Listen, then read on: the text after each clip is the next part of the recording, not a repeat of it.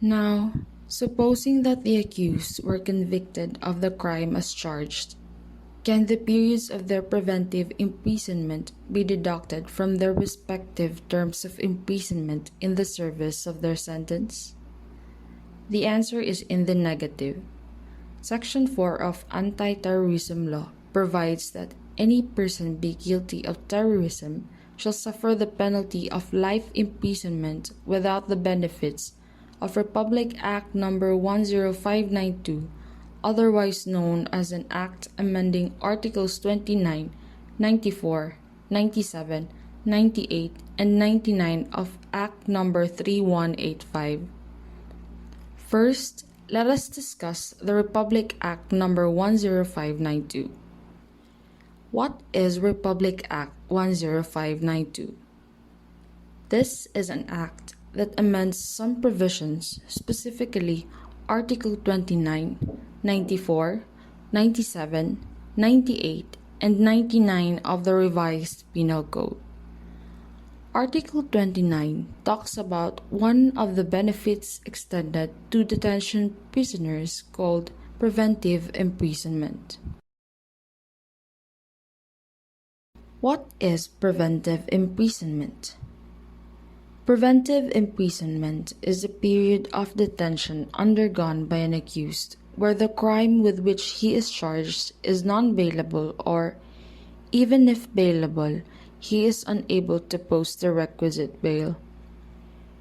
If the accused was detained by reason of a warrant of arrest, or bench warrant, or a lawful warrantless arrest, and he was not able to post bail due to financial incapacity, or since the offense of which he is charged is non-bailable, his detention is called preventive imprisonment. Preventive imprisonment is created for the purpose of preventing the possible attempt of hiding and flight of the accused. Generally, offenders who have undergone preventive imprisonment shall be credited in the service of their sentence with the full time during which they have undergone preventive imprisonment if the detention prisoner agree voluntarily in writing after being informed of the effects thereof, and with assistance of counsel to abide by the same disciplinary rules imposed upon convicted prisoners.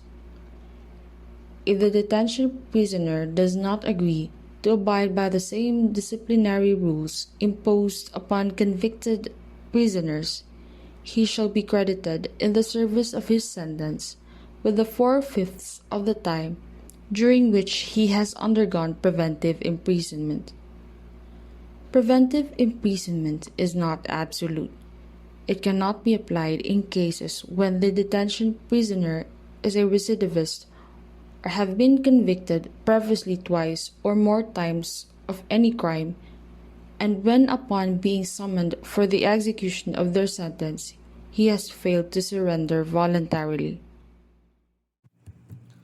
Going back to the problem, now that we know that such accused who were convicted are not entitled to preventive imprisonment, the question now is, may their criminal liability be partially extinguished by reason of good conduct time allowance? The answer to this question is no, since detention prisoner must be qualified for credit for preventive imprisonment in order to avail the good conduct time allowance. As amended by Republic Act No. 10592, Article 94 of the revised Penal Code provides that criminal liability is partially extinguished by good conduct time allowance, which the culprit may earn while he is undergoing preventive imprisonment or serving his sentence. The computation of preventive imprisonment in Article 29 for purposes of immediate release shall be the actual period of detention with good conduct time allowance. This means that the actual period of detention plus good conduct allowance equals the total period of preventive imprisonment to be deducted from the maximum period of detention to entitle him to immediate release. Another provision that has been amended by Republic Act number 10592 is the Article 97 of the Revised Penal Code, which provides the details of the good conduct and time allowance available for the accused. So what are these amendments? First, the benefit is extended to number 1, any offender qualified for credit for preventive imprisonment pursuant to Article 29. Number 2, any convicted prisoner in any penal institution, rehabilitation, or detention center or any other local jail. Second, the offender's good conduct while in detention shall entitle him to deduction from the period of his sentence, as provided, during the first 2 years of imprisonment, he shall be allowed a deduction of 20 days for each month of good behavior during detention. During the third and fifth year, inclusive of his imprisonment, he shall be allowed a reduction of 23 days for each month of good behavior during detention. During the following years, until the 10th year, he shall be allowed a deduction of 25 days for each month of good behavior during detention. During the 11th and successive years, he shall be allowed for a deduction of 30 days for each month of good behavior during detention.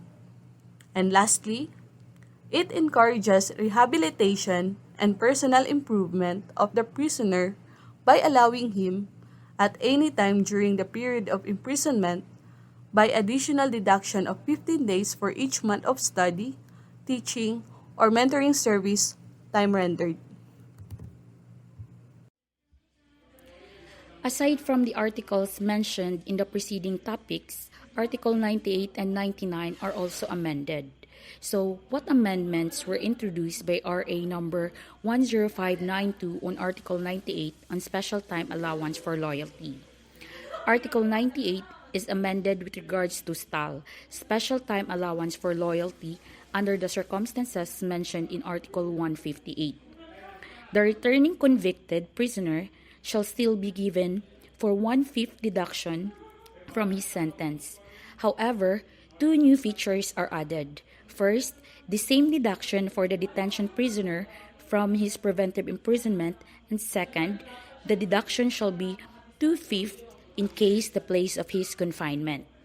To elaborate, stall is a privilege granted to an inmate, whether detained or convicted by final judgment, who has evaded preventive imprisonment or service of sentence under the circumstances cited in Article 158 of the Revised Penal Code, as amended, and surrendered to the authorities within 48 hours following the proclamation announcing the passing away of the calamity or catastrophe referred to in the said article, in the form of deduction of 1/5 from his preventive imprisonment or service of sentence, or a deduction of 2/5 if the inmate opted to stay in jail during the calamity.